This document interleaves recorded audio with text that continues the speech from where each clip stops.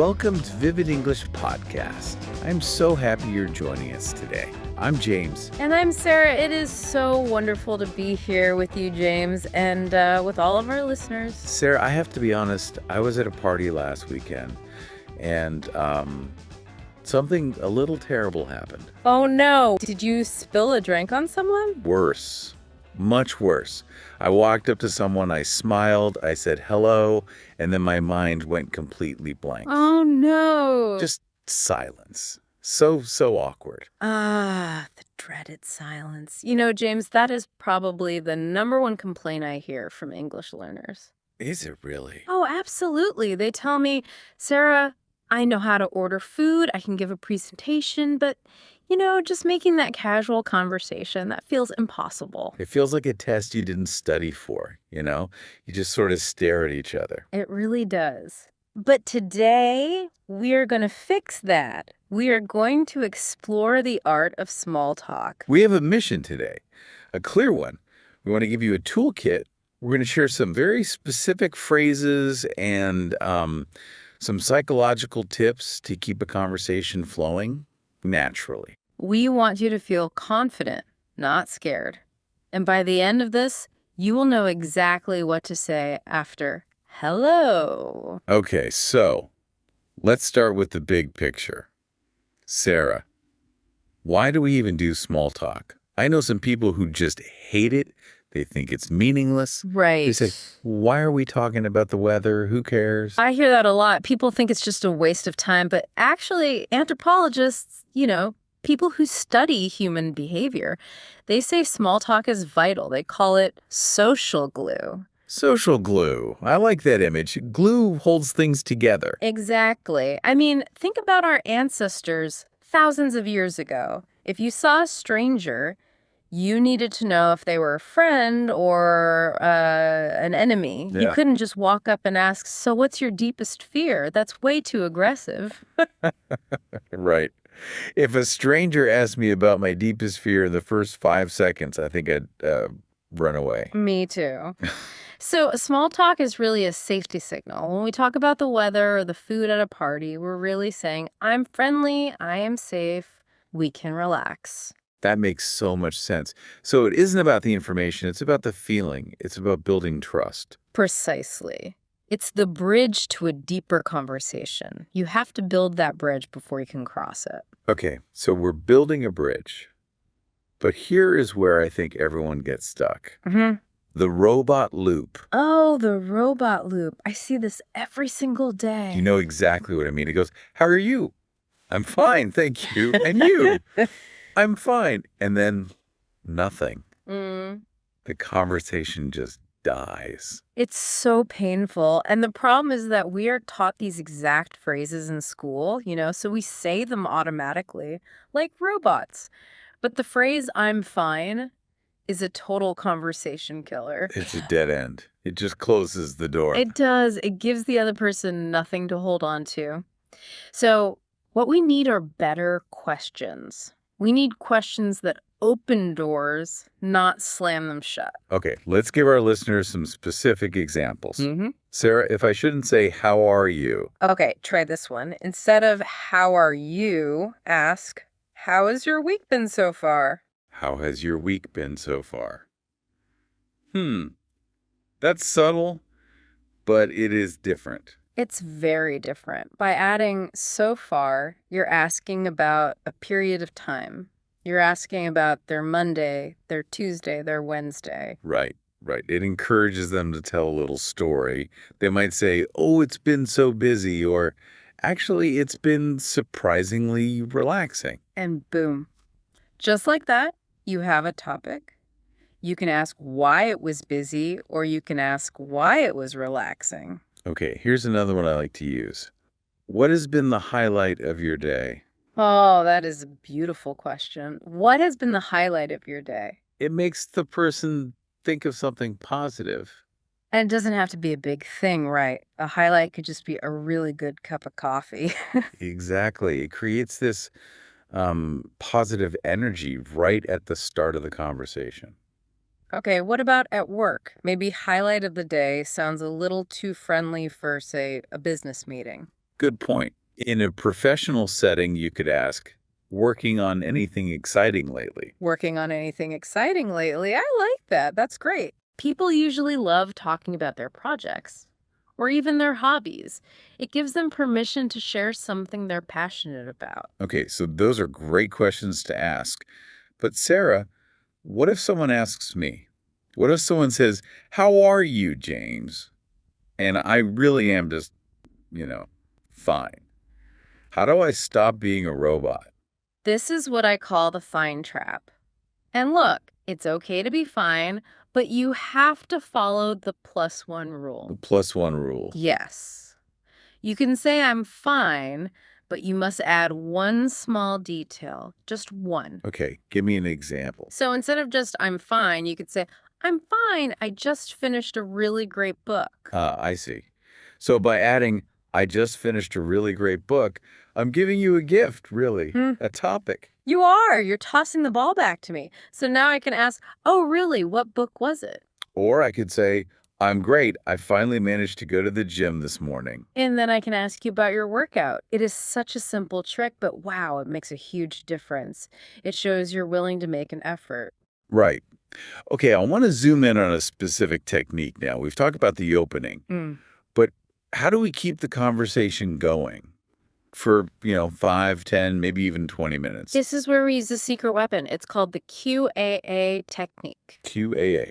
Okay, well, sounds a little technical. What does it stand for? It stands for question, answer, add. This is the formula for a basically never-ending conversation. Let's break this down. Question, answer, add. So step one is the question. The other person asks you something. Step two is the answer. You answer them directly.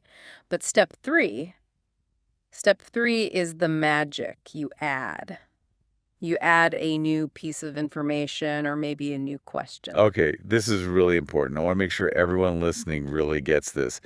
Let's act it out. Let's pretend we're in a coffee shop. Sounds good. I love coffee shops. Okay, I'll start. Sarah, do you like this coffee? Yes, it's great.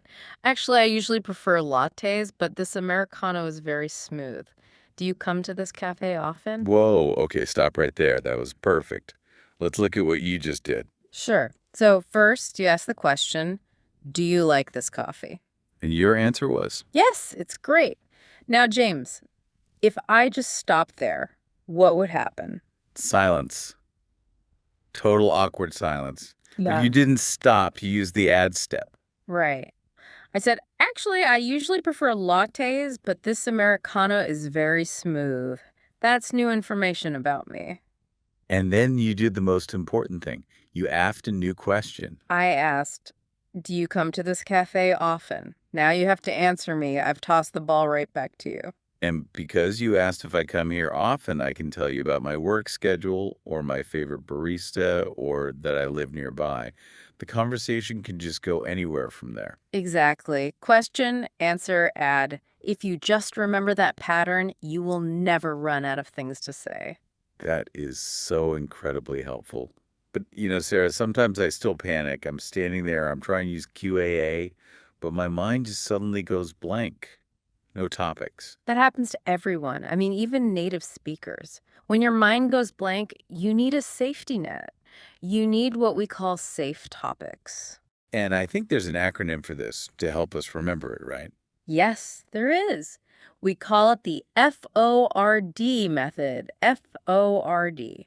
F or D, like the car company. Exactly. Like the car. It stands for family, occupation, recreation, and dreams. Okay, let's go through these. F is for family. Or friends. People generally like talking about their people. You can ask something like, do you have family living nearby? Do you have family living nearby? Yeah, that's a safe, easy question. It's not too personal, but it opens the door. Right. It lets them talk about their parents or maybe their siblings or even just their roommate. Okay, next letter is O. Occupation. This is their work or their studies, what they do all day. A good question here is, how do you like your current project? Hmm. How do you like your current project?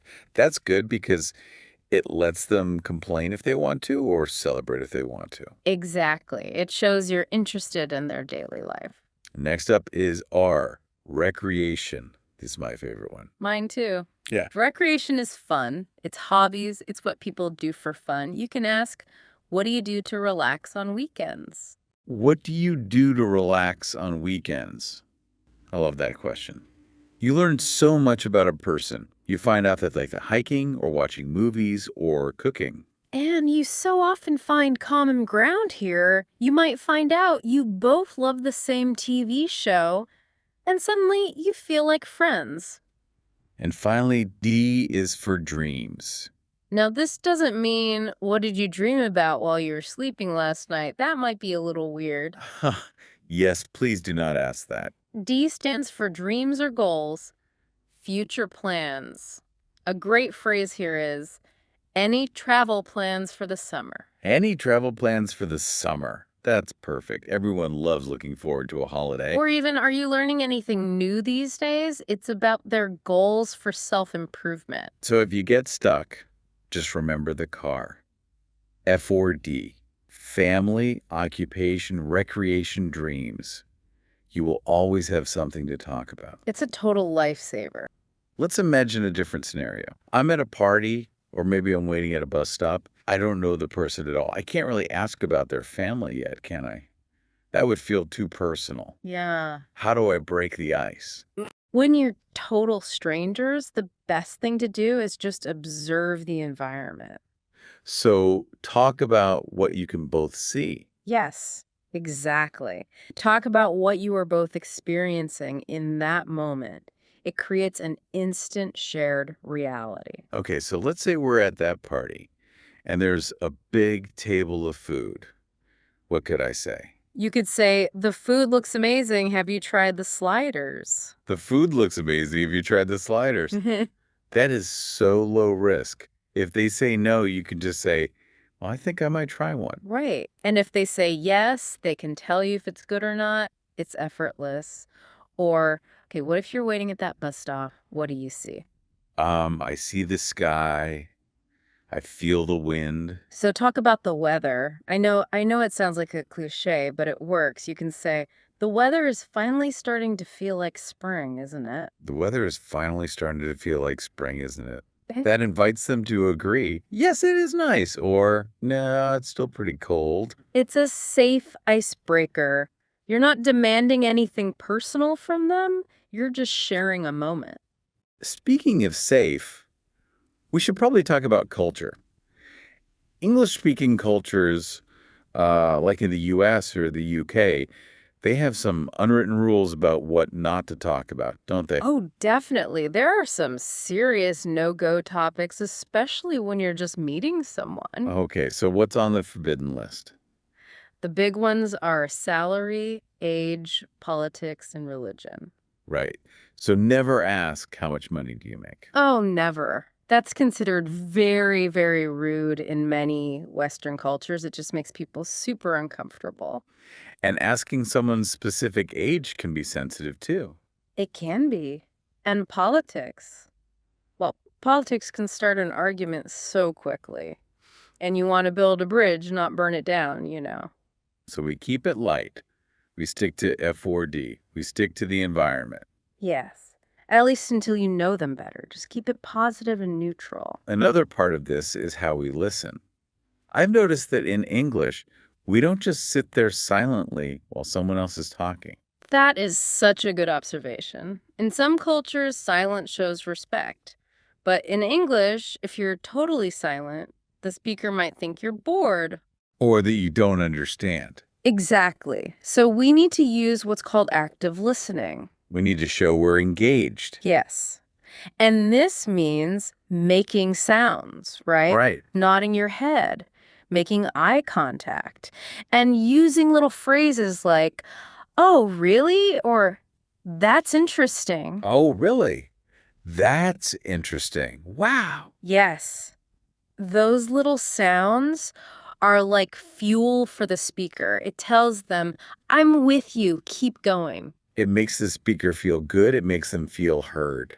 And that all goes back to our first point. It builds that connection. So we've started the conversation. We used Q.A.A. to keep it going. We used F4D to find topics. Right. But how do we stop? Ah, the graceful exit.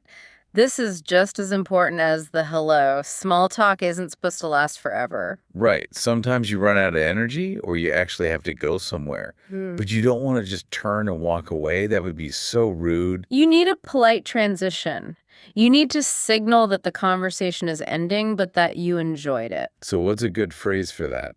If you're at a social event, you could try this. It was so nice chatting with you. I'm gonna go grab another drink. It was so nice chatting with you. I'm going to grab another drink. That's nice. It validates the chat, but gives a clear reason to move on. Or if you're at work or talking to someone who's busy, you can say, well, I'll let you get back to your work, but let's talk again soon. I'll let you get back to your work. Yeah. That's actually very polite because it shows you respect their time. Exactly. It sounds like you're doing them a favor by leaving instead of just running away from them. That is a pro tip right there. It frames the exit as a kindness. It does. The goal is to leave them with a positive feeling.